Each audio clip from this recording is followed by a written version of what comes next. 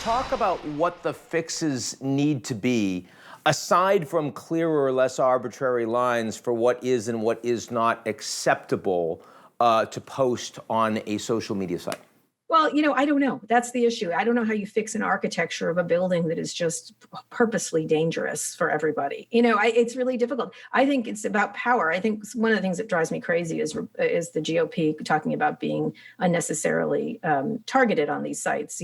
Conservative bias against conservatives. This is another evidence-free claim by most of these people. There is no bias that has been able to be shown, right? It's just that they get kicked off more. Maybe they violate more. I don't know. But there is no actual evidence about this. But they do have a point that this is about power, that the power is in the hands of a very small group of people. So the way you solve that is you have more companies.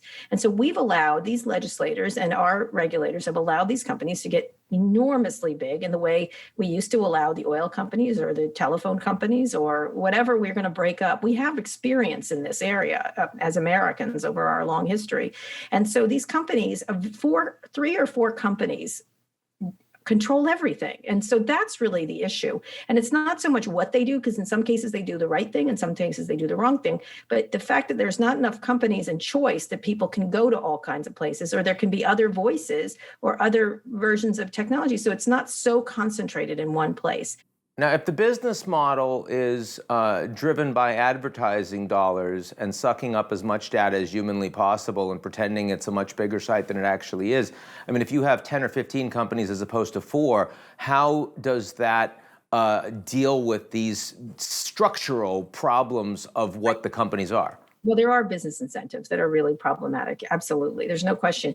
But my point is that when we go to make these decisions, when we give one or two companies where everybody coalesces in one place, as if it's a public square, as if it's a national public square, when it is in fact a private square owned by billionaires, owned by the richest people on earth, you're going to have problems. Some people think a lot of these companies should have legal responsibility. It's certainly something we should debate, and that hasn't been under debate. Instead, it's, get rid of Section 230, which is this law that provides broad immunity. Instead, okay, we're not going to get rid of it because it hurt a lot of companies. What can we do to reform it to protect us against giant companies that have unlimited and unfettered power? And so there's a discussion that needs to be had after all this time that the internet has impacted us to what kind of internet do we want in a way, in a democracy?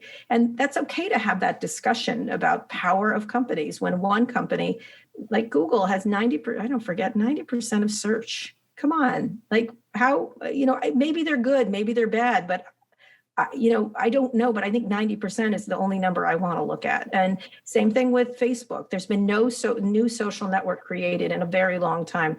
There's no significant one. There's been no significant search service. There's been no significant e-commerce effort, so you have to just sort of look around. There's only 2 app developers, right? In terms of not app developers, there's lots of app developers. There's only 2 app stores, Google and Apple. So these are the kind of things we need to talk about as a country and as legislators. And they have not done their job in privacy legislation, in fines, in enforcement, or anything else that could sort of rein in the power of these giants.